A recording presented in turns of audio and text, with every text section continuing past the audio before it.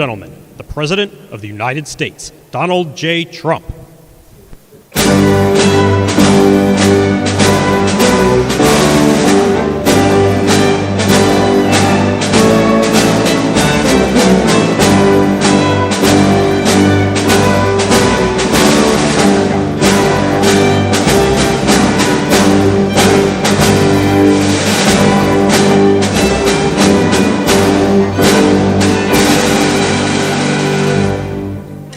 Thank you very much. Please, Susie.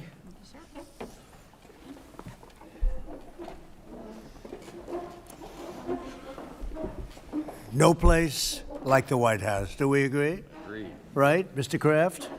No place like the White House. Thank you very much for being here.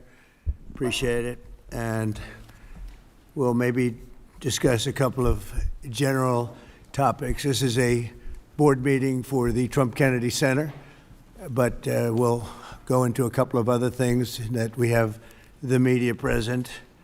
It's always present, unfortunately, constantly. And I'll say a few words about what's happening in the Middle East. And if you have a couple of questions, we'll do that, and then we'll get on with our board meeting. So thank you very much for being here. We have a wonderful group of very, very smart, talented patriots at this table. Our powerful military campaign to end the threats posed by the Iranian regime continued in full force over the past few days. They have been literally obliterated.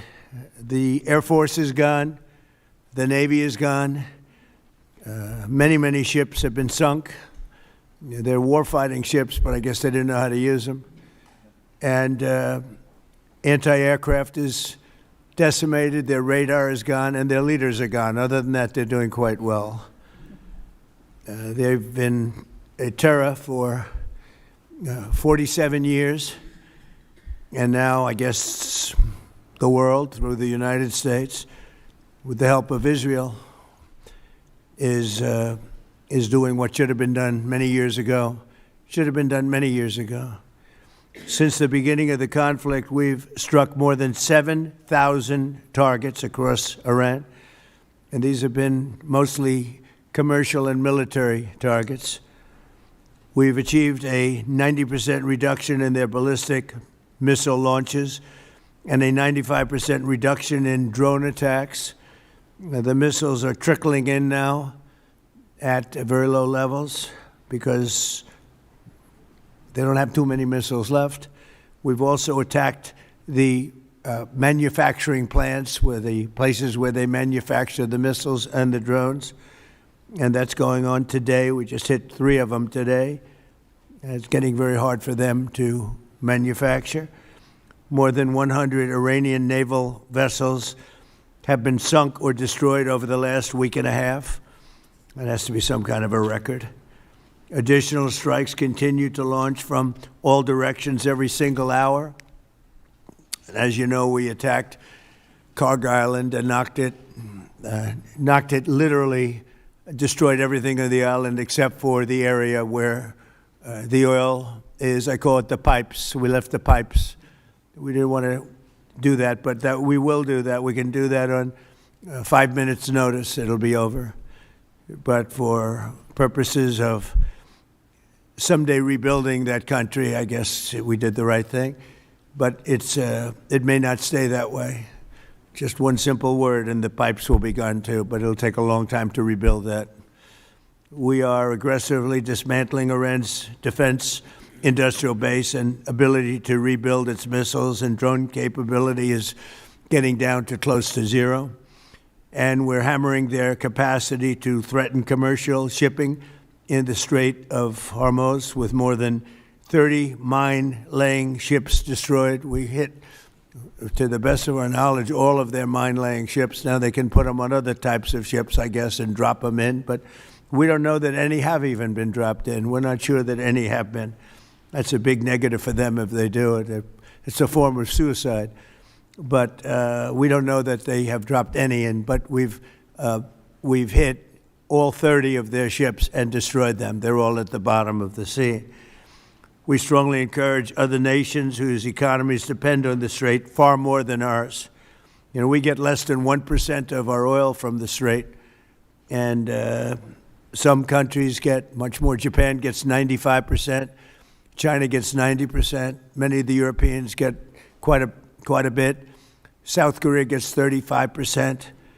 So we want them to come and help us with the Strait.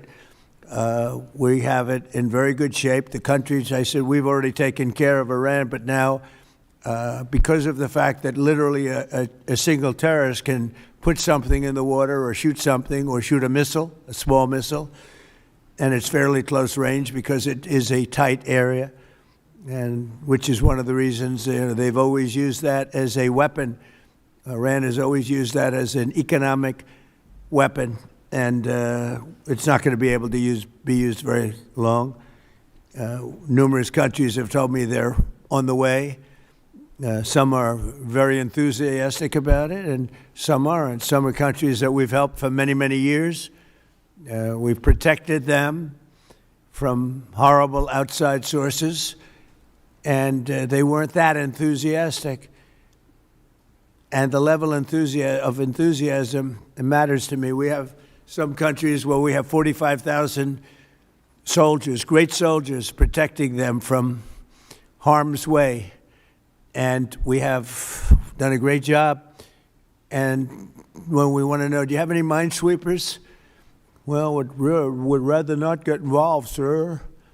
I said, for 40 years we're protecting you, and you don't want to get involved in something that is very minor.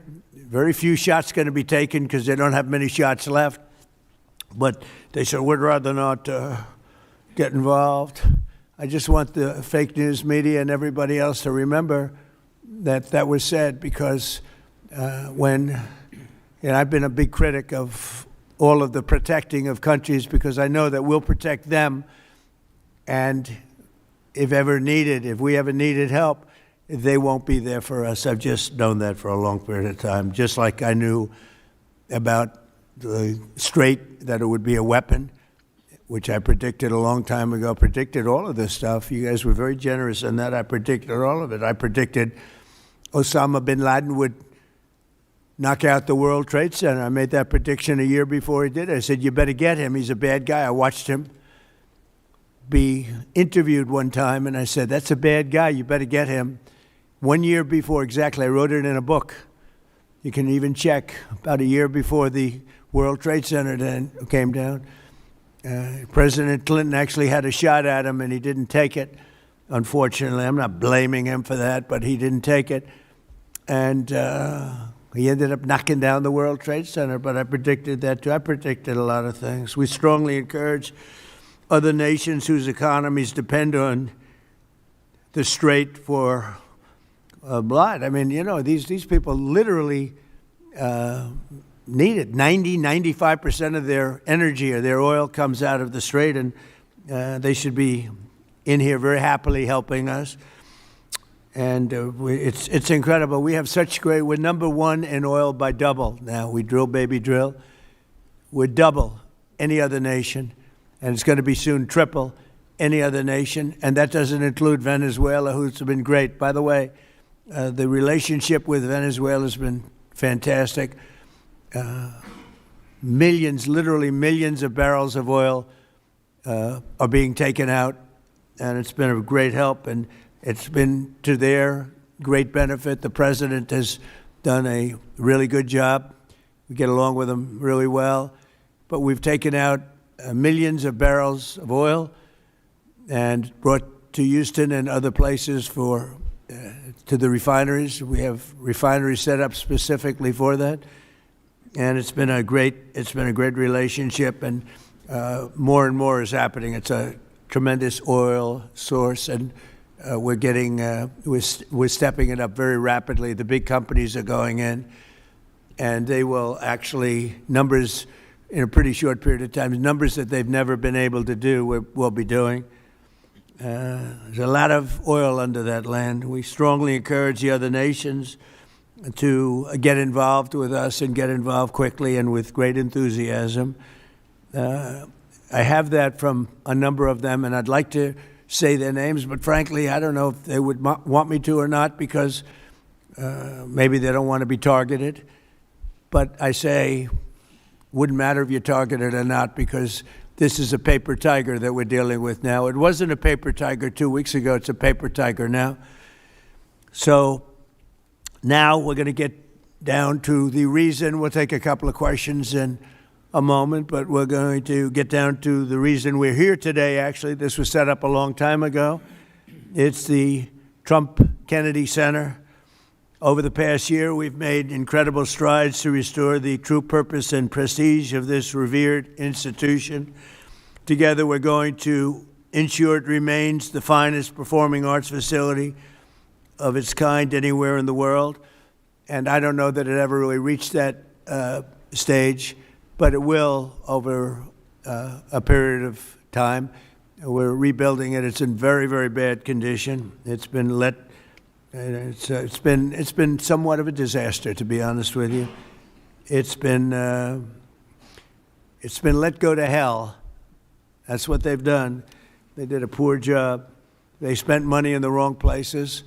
They built some theaters underneath that nobody uses, little ones, tiny theaters that cost $300 million. And the money was spent incorrectly and wrong.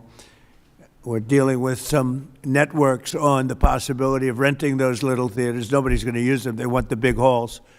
The halls are going to be incredible. They're in bad shape, but when they're completed, the bones are potentially something that could be unbelievable. So I want to, before we begin, I want to thank Rick Grinnell. He's been a friend of mine for a long time. He's been unbelievable. He was the ambassador, as you know, to Germany. There was no happier woman in the world than Angela Merkel. Angela. She called me, "Thank you, sir, thank you." Although she liked Rick a lot, there was nobody happier that he was no longer going to be the ambassador to Germany.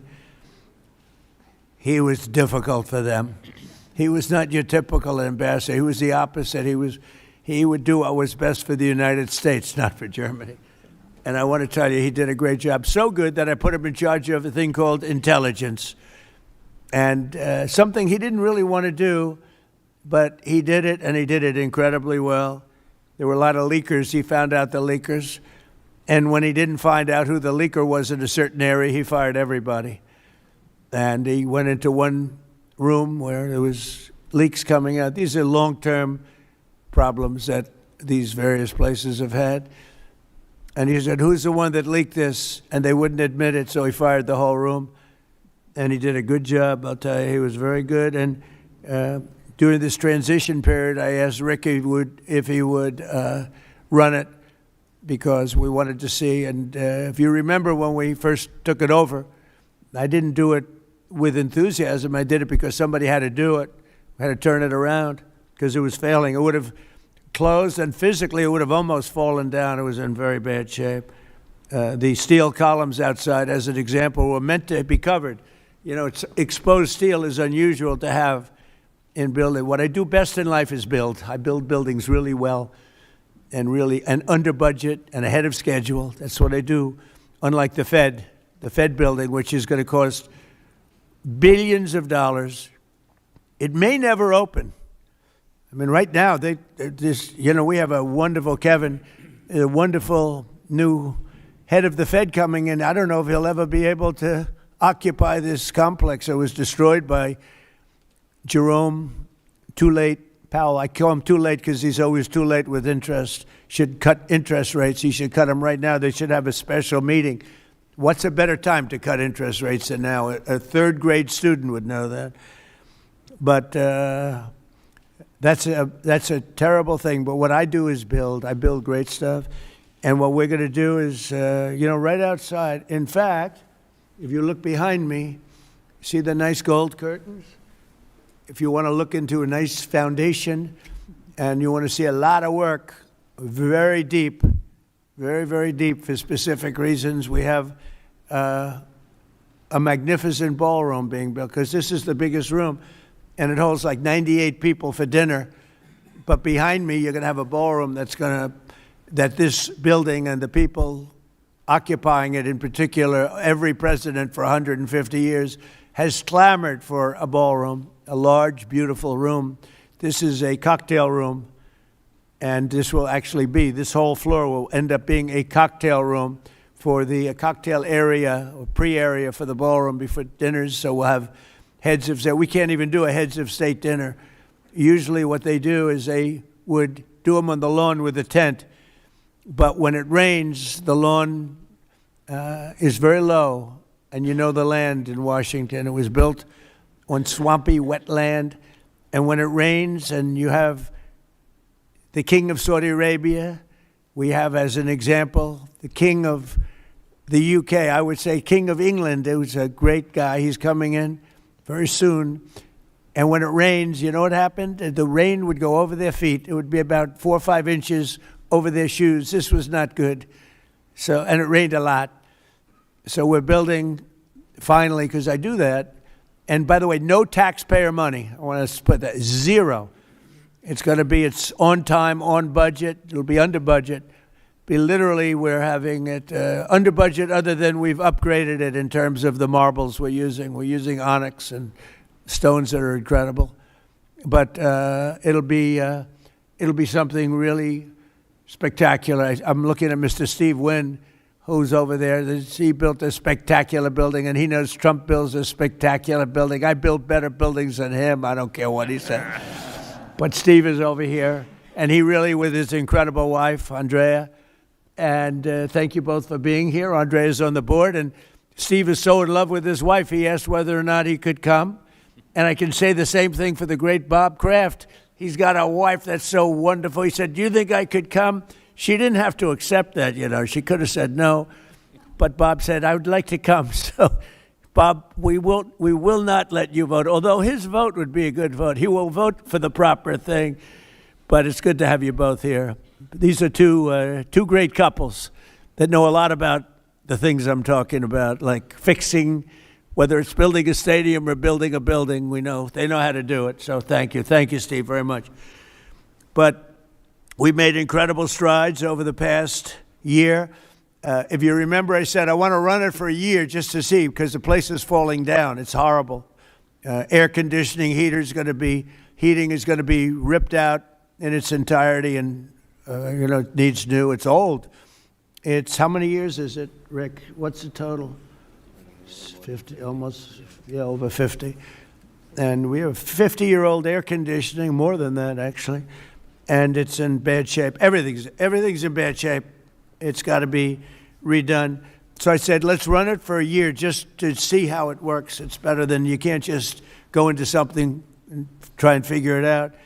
And we figured it out over the year. And you have to close it, putting new marbles in, beautiful, beautiful marbles. When you do marbles, you can't have people walking over the marble every night as it's drying and setting and going to a play. So we thought the best way, what I know best in the world is construction. The best way to do it is close it, do it properly, and reopen it, have a grand reopening. And when it's finished, it's going to be far better than it was when it was originally built. When it was originally built, it was good. It has one thing that's very good. It has great sound.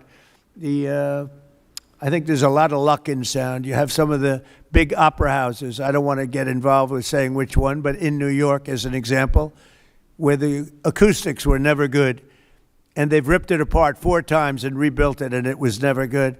The good thing about the Kennedy Center, the acoustics are good, and they'll only be enhanced based on what we're doing. A lot of it has to do with the stones and the stones you use, the marbles you use, etc. Over the past year, we've made incredible strides to restore the true purpose and prestige that this building will soon gain, I think, at a higher level than it had before. Together, we're going to ensure it remains the finest and will become the finest performing arts facility anywhere in the world. It's got the location, and it will have the building. It's got good bones. It's got good structure. Again, they wanted to originally cover the exposed steel. It was painted a cheap gold, and we turned it into a very expensively painted white, very heavy coat of very powerful white paint meant for steel, exposed steel, a very different kind of paint, but it's almost like putting a stone over the top of it. And the color is white, shiny white, and it looks, a lot of people have commented, it looks so much better. Before they had the steel painted gold, and the gold was very cheap. There's actually never been a paint that's made that will look like gold. Steve will tell you that. You either gold leaf it or use real gold bullion, or you use a different color, Steve. Nobody's ever been able to make a gold paint that looks real. A little minor thing for the media. I'm sure you're thrilled with hearing that. But there's never been a paint. I said someday I'm going to discover a paint where you don't have to actually use gold leaf. Gold leaf is a very, very big and expensive process, but it's a beautiful thing, but not when you use paint. So we got rid of the gold columns, which looked always terrible. They looked cheap and they looked fake, very much like the media, actually. And we took the columns and we painted them white. Before we painted them, Matt, very importantly, we structuralized them. We replaced bad steel that was very badly rusting. I mean, these are columns that are holding up a building. And we had to replace areas of columns that were actually rusted out because it was in very bad shape. It's not even describable how bad this building was, both inside and out. I want to thank Rick Grinnell, but you really did a great job, Rick, on this, and we appreciate it. I'm looking for your next venture, because he really was, there was a story he got fired. He didn't get fired. He was here for a short period of time, for a year, figuring it out with Matt and everybody else. And Matt now is going to take over, and he's a pro at construction, great at construction. And I think Matt would like to run the facility too. He's fallen in love with it. And I think he'd do a good job. But if I don't think he will do a good job, I'll say, Matt, you're fired. I'm getting somebody else. So you're under no pressure, Matt, okay? It's like Bob Kraft. If a football player doesn't perform well, typically you will fire him immediately, Bob. Do you ever let them stay around for 4 or 5 years if they're bad? Not too many times, right? So anyway, I learned from you. So I want to thank also Attorney General Pam Bondi, who's been fantastic. I don't know, is Pam here someplace? Oh, hello, Pam. Good. She's been great. And the Speaker of the House, he's got the easiest job of anybody in government. He's got a majority of 2. I don't like to say 1 because it varies, but between 1, 2, and 3. And I think you're the only man that's ever lived that's able to be very happy about it. In fact, when we get up to 3, every once in a while we get up to 3. Actually, for a period of time, we had it up to 4, and then we had a death. And death is very bad when you're the Speaker and you have a majority of 2 or 3. But we had a death, and then we had another death, and we had some things, and but we're looking very strong.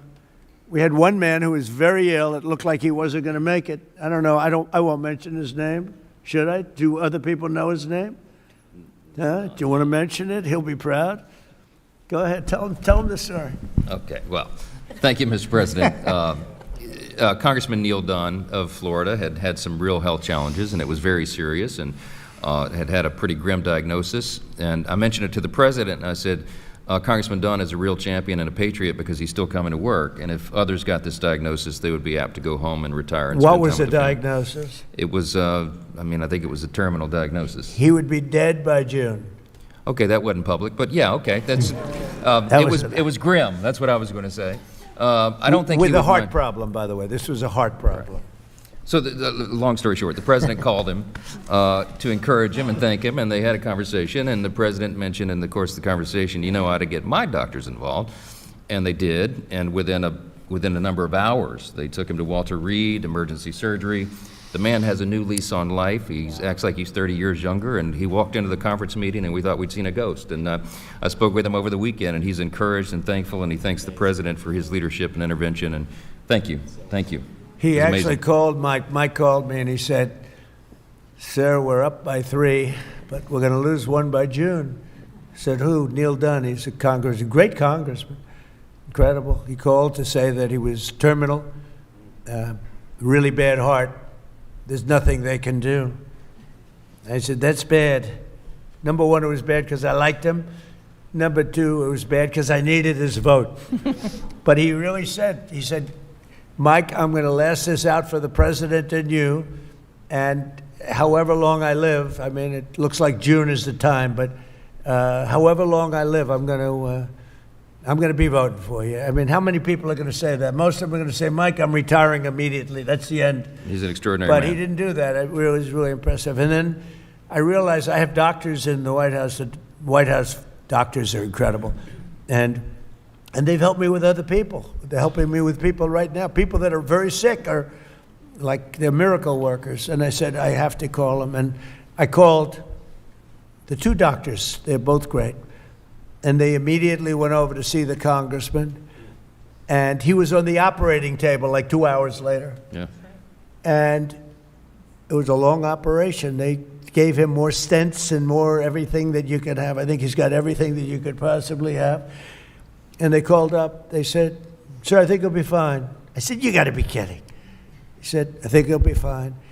And Mike was telling me the story that the other day he came into a meeting for the first time in a long while. Go ahead. Well, it was incredible. I mean, he has a new lease on life. He has more energy than a man half his age, and very encouraged and encouraged all of us. So, again, a testament to great leadership. And he's, my hat's off to Neil Dunn and his beautiful wife and family. He's an extraordinary individual. And just, because I don't want to have a terrible story about this, I did it for him first and for the vote second. But it was a close second, actually. But I did it for the vote second, all right? I want to also introduce Susie Wiles, who's fantastic. She's our chief of staff, and she's an amazing person, an amazing fighter, and she announced a minor difficulty, which will be in good shape for, he'll be around for a long time.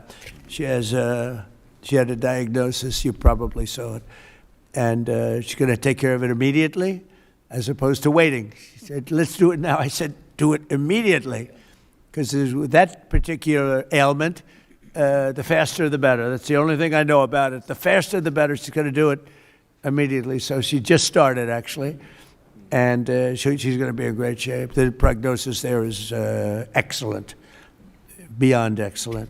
So, thank you, sir. But who needs it, right? That's right. Who needs it?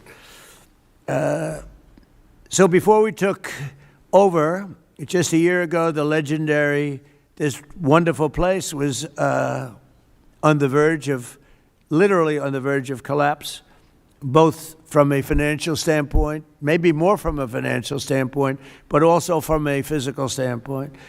Necessary maintenance has been ignored. The programming was very woke and out of touch with reality. And we had an orchestra that lost like $18 million a year, and they subsidized it every year. So what kind of an orchestra loses 18? And I'm being nice when I say 18, it was much more. And I started looking at the programming. They had tremendous union difficulties, like 19 different unions, and driving everybody crazy. And I think the unions are going to be great. I've always gotten along with unions. As you know, I got great union support. But you had 19 unions. Every time somebody wanted to put on a play, they had to deal with 19 different groups of people. And they say it was like Broadway, but worse. And you don't get worse than Broadway when it comes to the unions. I've watched that for many years. The programming was terrible. And they had a budget deficit of about $26 million minimum, owed a lot of money, were out borrowing money, which is a lot of people don't understand. So under the leadership of this exceptionally talented and rich board, it's a very rich board, not everybody, but most of you are loaded. Ike Perlmutter's got so much money. Look at Ike Perlmutter. He ended up being the largest owner of Disney. Started with, was it $100 or less? It was a little less, Ike, right? He didn't speak English, and he became the largest owner of Disney, right? But then they went woke and he sold the stock. He didn't like Mickey Mouse being woke, right, Ike? But he's one of the most brilliant business people. Thank you, Ike. It's great. And Lori, thank you very much for being here. So I think it's Lori that's on the board, though, right, Lori? What's with these husbands? All the husbands are traveling. I think it's the White House. I got all the husbands with the wives. That's never happened. Boy, oh boy, what great relationships. My wife is going to have to speak to me. This is pretty good. The biggest guys in the country travel with their wives to come to a meeting. But it has something to do with the White House, right, Ike? Right? You don't want to see me. You want to see the White House because it's a special building. But thank you. And congratulations on an amazing career. Most people don't know Ike Perlmutter. Isidore Perlmutter. And started with nothing and built a vast fortune just by deal after deal. Did you ever have a bad deal, Ike? Which was that? Don't tell. See how honest he is? Most people would say no. He says one. And it couldn't have been very bad. Great to have you. So under the leadership of this board, which is, as you see, incredible, we're achieving a very dramatic and quick turnaround. We got rid of all of the DEI. Some of the news media loves DEI, but we got rid of it. Maybe you're right.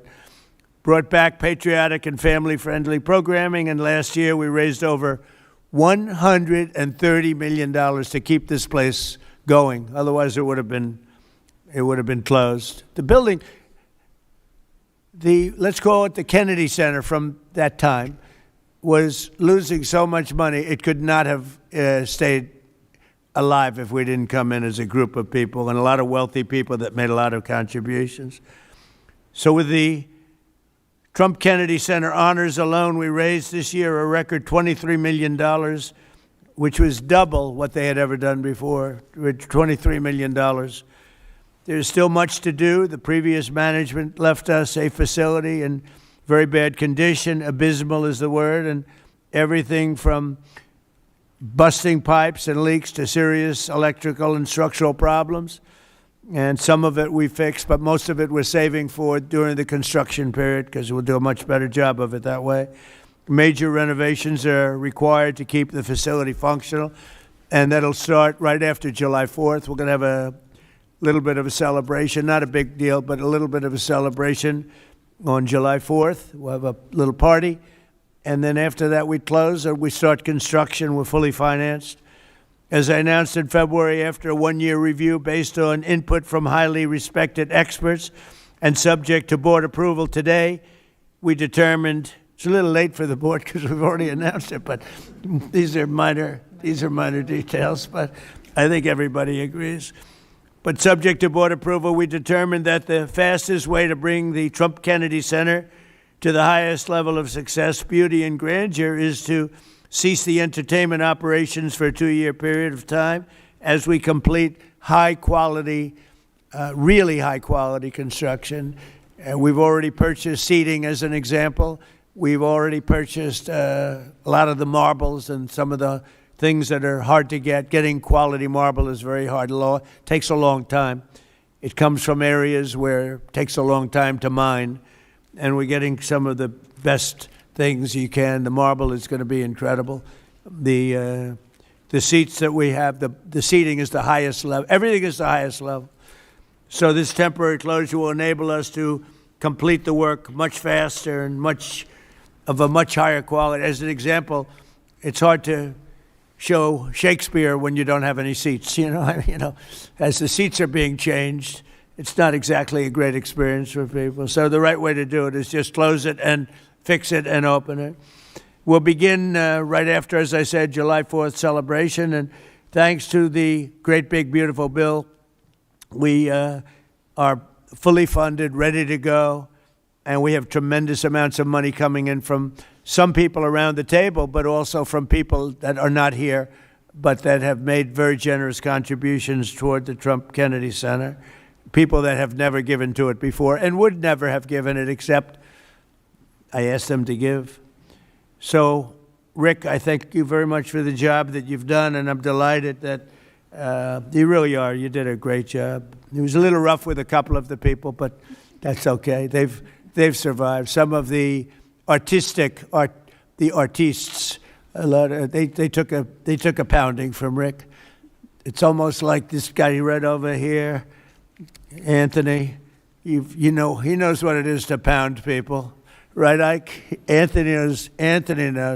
Anthony's another great You're not on the board either, Anthony. You're here with your wife? Oh, what's going on here? The most successful people, they're all here with their wives. I'm looking around. Oh, wow, that's impressive. Anthony's another one. He started off with one truck. He had one truck 45 years ago. He ended up with 4,000 trucks, and he sold his company for billions of dollars. And you're here, Anthony? He's a member of one of my clubs, and all he has is cash. He said, I have a big problem, sir. What? I don't know how to invest my cash. Most people have a problem. They don't have any cash, right? Anyway, thank you, Anthony. You're the greatest. So all of these people have done so much, and they've done so much to help. And Matt, I'm here to a certain extent to wish you good luck with everything and to introduce you to the board. Many of the board know because Matt's been running a lot of the initial construction and planning and going to be assuming the role of Chief Operating Officer and Executive Director, where he'll lead a construction crew for the next, a big crew, by the way, because it needs a lot of work, for the next 2 years in preparation for the grand reopening. And I think it's going to be something that's going to be very, very special. We're doing a lot of special things. We have a lot of things happening. We have at the front of the White House on June 14th, you probably read, UFC is going to be here. Dana White, the great Dana White, he's building literally a stadium, a 5,000-seat arena right outside the front door of the White House. And they're going to have about 100,000 people in the park right across the street where he's building, I believe, 8 massive screens for people to watch free, all free, for people to watch. It's June 14th, happens to be my birthday, and that was only by happenstance. It was not planned that way, but it's a Sunday night, which they never did. Sunday night's super prime time. It's going to be broadcast on CBS, which is the Ellison family, 2 great people. Great people. It's a great family. And it's going to be a tremendous event. And we have Roger Penske is going to have IndyCar here. We're going to have a race around the Capitol. That's going to be in August. So we have that. And we have a tremendous number of things. We have the Olympics, we have the World Cup, and we have the 250. And as you know, I was responsible for getting the Olympics. Actually, Bob Kraft helped me. And he helped me with the World Cup, too. You were very good. Who could be better, right? But he helped with the Olympics and the World Cup. But we have the Olympics coming. I was responsible for that, right, Bob? We have the World Cup coming right now, and I was responsible for that. Then we had a rigged election, and because of that, I was always very upset. When I got the Olympics, I said, I won't be president because it was last term if I went by the normal progression. And then I said, well, let's see what happens. And then they rigged the election, and I said, let's do it again. And we won in a landslide. And I came back, and I ended up with the Olympics and the World Cup. Somebody said, did you do that on purpose? So I claimed the Olympics, and I claimed the World Cup because I did get both. And then I tried to claim 250-year celebration. I said, I got that. They said, no, you didn't. That one you didn't get. They're giving me no credit for that one, Mr. Speaker. I couldn't. So I gave up on that one quickly. That wasn't working. It wasn't working. But I just want to thank everybody. This board has been incredible, and it's really nice. What we're going to do is we could take a few questions from the press, and then after that we'll have our meeting, and we have a little lunch for the board. So we'll have a little bit of a lunch, and it's an honor to have you all here. It's so many of you, Jimmy, so many of you are friends. It's a great honor to have you here, and we're going to do a great job with the Trump Kennedy Center. Okay, yes, please, CNN. Hey. Thank you, Mr. President. I'm not CNN, I'm Daily Wire, but thank you for the question. Numerous countries have told me they are on their way. Can you give us a hint what they are, what that entails, how soon they might be there? You mean who are the countries? Yes, sir. I'd rather not say yet, but we'll be announcing Marco Rubio and the various people that are doing that will be announcing. And I have to tell you, we have some that are really enthusiastic. They're coming already. They've already started to get there. You know, it takes a little while to get there. It's like, in some cases, you have to travel an ocean. So it doesn't go that fast, but it'll go fast. And we have some that are fairly local that are doing it. But we'll give you a list. Some are very enthusiastic, and some are less than enthusiastic. And I assume some will not do it. I think we have one or two that will not do it that we've been protecting for about 40 years at, tens of billions of dollars, Mr. Speaker. So I'll be reporting that to you in the House and the Senate, and I'll say, why are we protecting countries that don't protect us? And I've always felt that was a weakness of NATO. We were going to protect them, but I always said, when in need, they won't protect us. Now, this isn't need. Need would be one of the big boys. But I will say that we built the greatest military in the world, and we protect people. And if we need their mine boats, or if we need anything, any piece of apparatus that they may have because of a situation that they have, they should be jumping to help us, because we've helped them for years stay out of wars. Yeah, please. Thank you very much, Mr. President. Can you tell us if you have spoken with French President Macron about the coalition to reopen the Strait of Hormuz? Have you been speaking with the French President? What does that mean? Have you been speaking with the French President Macron about the coalition to reopen the Strait of Hormuz? Yeah, I have spoken to him. He's been, on a scale of 0 to 10, I'd say he's been an 8. Not perfect, but it's France. Are you we don't expect perfect. Are you confident that France will help with the reopening of Strait of Hormuz? Yeah, I mean, sure. I think he's going to help. I mean, I'll let you know. I spoke to him yesterday. I don't do a hard sell on them, because my attitude is we don't need anybody. We're the strongest nation in the world. We have the strongest military by far in the world. We don't need them. But it's interesting. I'm almost doing it in some cases, not because we need them, but because I want to find out how they react. Because I've been saying for years that if we ever did need them, they won't be there. Not all of them, but they won't be there. I was very surprised with the United Kingdom, because the United Kingdom, 2 weeks ago, I said, why don't you send some ships over? And he really didn't want to do it. I said, you don't want to do it. We've been with you. You're our oldest ally. And we spend a lot of money on, NATO and all of these things to protect you. I mean, we're protecting them. We're working with them on Ukraine. Ukraine's thousands of miles away, separated by a vast ocean. We don't have to do that, but we did it. Well, Biden did it. I mean, I have to be honest with you. Biden got taken to the cleaners. But we worked with them in Ukraine. We don't need to work with them in Ukraine. And then they tell us that we have a mine ship around, and they don't want to do it. I think it's terrible. No, I was very surprised. I told him, we requested 2 aircraft carriers, which they had, and he didn't really want to do it. And then right after the war essentially ended, meaning they were obliterated, he said, I would like to send the aircraft carriers. I said, I don't need them after the war has ended and won. I need it before the war. So I was very upset not upset, I was not happy with the UK.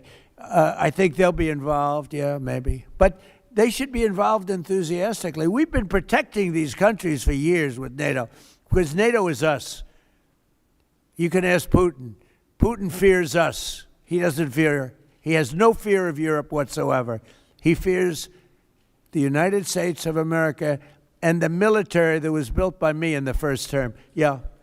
President, you mentioned the significant amount of oil that China derives from the Middle East. What is the status of your conversation with President Xi in terms of getting China to cooperate, in terms of making the Strait of Hormuz safe for those oil tankers? Yeah, so China is a great example. They get 91% of their oil from the Hormuz Straits, which we protected for years.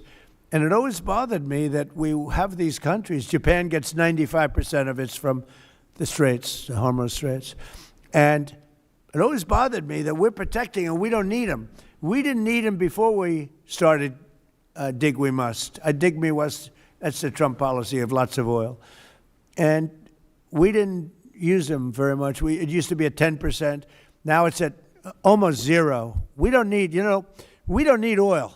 We have all the oil we need for ourselves. It's one of the great assets that we have. We have more than double what anybody else in terms of oil production.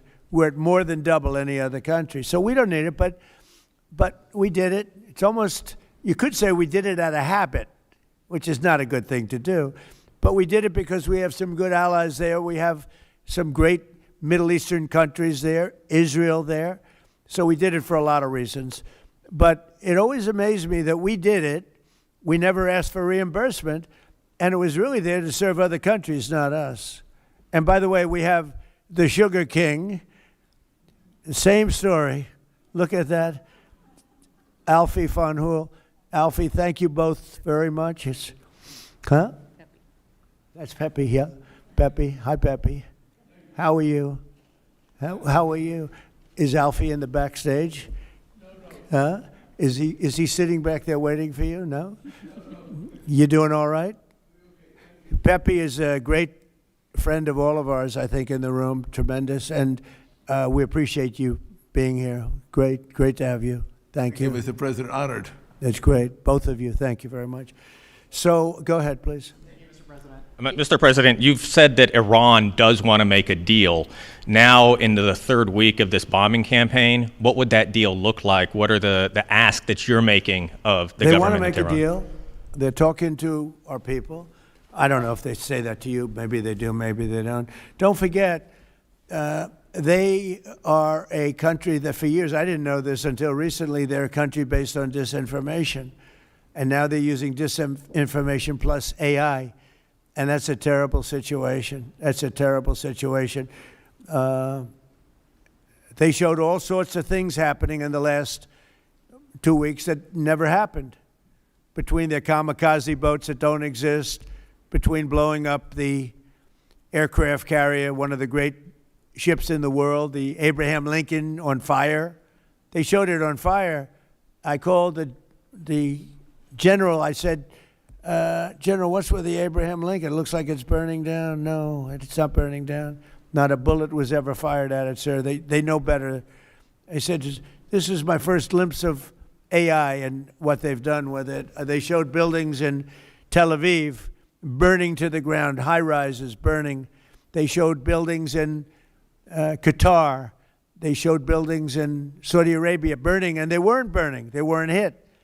It was all AI-based. Terrible. It's terrible. And that's their only, I think that's the only thing they do well. They're negotiating, and we always talk. When, somebody said, well, would you talk? Why would you even talk to them? I talk to everybody because sometimes good things come out of it. But I don't know if they're ready yet. They're taking a pounding. I don't know if they're ready yet. And we don't even know their leaders. Look, all of their leaders are dead, as far as we know. But they're all dead. We don't know who we're dealing with. We knocked out the first group. Then the second group met, 88 met to pick the leader because the first group was all dead. And the second group got knocked out. They're all dead. Then a third group met. I would think they're a little nervous about meeting. I don't know if they're nervous. Maybe they're not. Maybe they're crazy. If they're not nervous, then they're crazy. But we met with the next group, but we don't know who their leader is. We have people wanting to negotiate. We have no idea who they are. Yeah, please, Peter. Thanks, President Trump. What are your advisors telling you about the Ayatollah's son, the new supreme leader? What are they telling you about him? Well, it's not only them, it's you people. I mean, a lot of people are saying that he's badly disfigured. They're saying that he lost his leg, the one leg, and he's been hurt very badly. Other people are saying he's dead. Nobody's saying he's 100% healthy. And he hasn't spoken because the Ayatollah would sit and he'd spew hate from a form of a throne. Not as nice as a throne. I like the English throne much better. But it was a fancy chair. But he'd spew hate from his chair. But you'd see him a lot, right? This one, we haven't seen at all. So that could be for a lot of different reasons. We don't know, Peter, if he's dead or not. And now that you've announced... I will say this, nobody's seen him, which is unusual. Something else. Now that you've announced that the U.S. has destroyed all of Iran's mine-laying ships, Why can't the U.S. just immediately reopen the Strait of Hormuz? Well, we could, but it takes two to tango. We have to get people to take their billion-dollar ship and drive it up. If when Pepe has his big sugar ships coming around and they cost $1 billion, and we say, I think it's okay now, Pepe, take your ship, drive it through the Strait of Hormuz. He may say, let me wait a little while, because it takes ship owners, and these ships are very expensive. They could cost up to $2 billion. So they don't want to take a chance that, gee, I think you'll be okay. They got to know it. So they don't have to set, we don't know if they even set any mines. But the thought that they may have is enough to keep people from saying, we don't need it. Now, we are pounding that area, that coast, as you know, left side. We're pounding it, like really pounding it hard. And again, they may have no mine set. We hit every one of their mine droppers. They call it the mine layers, right? The ships. They're pretty sophisticated ships. Every one of them is gone. But it only takes one. So it's a little unfair. You win a war, but they have no right to be doing what they're doing. But we're hitting them very hard. And today is a big day. We're pounding a certain area that has very much to do with the Strait, and I think we'll get it going very soon. In addition, we do have other nations coming in. You need people to watch and people to see. We have other nations coming in. Yes, please. If the United States is working to secure the Strait of Hormuz for the benefit of other countries like China, and our allies aren't yet stepping up to your standard, is the United States getting back to being the world's policeman? Look, the United States should not be very much involved. They can on a certain basis. They've been doing it for a long time. But I've always said, if you look back years ago, I said, why aren't we being reimbursed? These are the richest countries in the world. Why aren't we being reimbursed for maintaining the Hormuz Strait? And why aren't we being reimbursed for that? I've said that for years. You can go back. They reported on it yesterday. I've been saying a lot of things about the Straits. Number one, I said it's the one advantage they have, but that's a suicidal advantage because they kill themselves more than they kill the rest of the world. And there are things you can do with time. There are other things you can do, but I think we're going to have the situation straightened out pretty quickly, and I think we're going to have some good help, and I think we're going to be disappointed in some nations too. And I'll let you know who those nations are. One of your advisors, David Sachs, said the other week that the U.S. should, quote, declare victory and get out of the Iran war. He also warned that if the conflict escalates, Israel may contemplate the use of a nuclear weapon. Has he shared that assessment with you? No, he hasn't. Israel wouldn't do that. Israel would never do that. And there's a theory. You've pounded them to hell, and you could just leave now, and it'll take 10 years for them to build back not nearly what they have right now. And I guess that's another theory, but we want to have it ended so that another president doesn't have. Look, for 47 years, no president was willing to do what I'm doing, and they should have done it a long time ago. It would have been a lot easier. There's no president that wanted to do it, and yet every president knew. I've spoken to a certain president, who I like, actually, a past president, former president. He said, I wish I did it. I wish I did, but they didn't do it. I'm doing it. Yeah. Which president? I can't tell you that. I don't want to embarrass him. It would be very bad for his career, even though he's got no career left. Go ahead, please. You mentioned. How about the man right Thank you, sir. Mr. President, you mentioned that you're not entirely sure who you're dealing with, who the leadership is in Iran. Do you see a viable opposition movement still in that country following all of the protests that we had seen before the airstrikes and kind of an opposition movement that could become a viable leader in Iran? Well, the biggest problem, and we have brave people in this room, but the biggest problem that I see is that they put out a warning, and we have the warning. We get everything they get.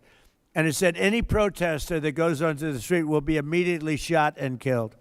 This is a little tougher than the American way. This is not. this is not quite as tough as, nobody can believe it. So I can't imagine, they don't have guns, and the other ones have guns. Highly sophisticated machine guns and AK-47s and other kinds of guns. And they did that with the women. So the women had 250,000, even 500 people protesting a year ago. And they shot women right through the middle of the forehead with snipers. And they didn't have to do many. About 10 went down bleeding profusely, and 250 to 500,000 women went running in the other direction, because they can be brave, but they're not stupid, and they have no gun, and you have snipers in buildings specifically for this reason. So a woman goes down falling, bleeding from the head, and it doesn't take long for that to spread. And when that spreads, that crowd dispenses. And nobody else has been able to do that to the extent that these people are violent. They killed a minimum 2 weeks ago, 32,000 people. So, and they put out actually a notice 2 days ago. If you protest, you will be shot and killed. So, I don't know. I would say Mike Johnson's the only person I know who has the courage to go out in that kind of an atmosphere. I don't think so. Yeah. Have your advisors told you anything in terms of how long we can expect gas prices as high as they are right now? I don't need advisors to tell me that. I know what it is. You know, the Prime Minister of UK, United Kingdom, yesterday told me, I'm meeting with my team to make a determination. I said, you don't need to meet it with the team. You're the Prime Minister. You can make your own. Why do you have to meet with your team to find out whether or not you're going to send some minesweepers to us or to send some boats? I said, you don't have to meet with your team. It's the same thing here. I can tell you that when this is over, oil prices are going to go down very, very rapidly. So is inflation, so is everything else. But frankly, much more important than short-term, even long-term oil prices, you can't let the most violent, vicious country in the last 50 years have a nuclear weapon, because the Middle East will be gone, Israel will go first, without question, and they'll certainly take a shot at us before we get our act together and say we got to take them out. You can't let Iran, who's truly a nation of great terror and power. Look what happened in the last 2 weeks. They weren't supposed to go after all these other countries in the Middle East. Those missiles were set to go after them. So they hit Qatar, Saudi Arabia, UAE, Bahrain, Kuwait. Nobody expected that. We were shocked. And the other one, you know, they fought back. They could have yielded. But think of it, if we weren't around, they had tremendous power. They had thousands of missiles, most of which we've terminated. They had thousands of drones. They were making drones and missiles all over the place. We've knocked out most of those factories. I mean, now they're sending out 2 or 3 missiles. Now, you know, they've still got some. They might have 8% left. But mostly they've been eliminated. They've been terminated by what we did and what Israel did too. Yeah, please. Israel is expected to expand its ground offensive in southern Lebanon to go after Hezbollah. Have you discussed that with Israeli leaders? Yeah. And does the United States support a potential Israeli invasion of Lebanon? Yeah, no, I did. And I know look, Hezbollah is a problem. It's been a problem for a long time, not just now. And it's a certain area, because I was with the other night a person whose parents live in Lebanon. This is a very substantial person, wealthy person, whose parents live in Lebanon. I said, really? How do you live in Lebanon? Your parents are living? Oh, yeah, they live there. And over the years, they've gotten used to the fact that it's being bombed. But they explained to me that it's really a different section of Lebanon. It's the section where Hezbollah is. And they get used to it, I guess. I don't know. I mean, people live in Ukraine. You would think they wouldn't live in Ukraine, but they live in Ukraine. I don't know that I'd do that. but they live in Ukraine, they live in Lebanon. Hezbollah is a big problem, and they're rapidly being eliminated. Thank you very much, everybody. I appreciate it.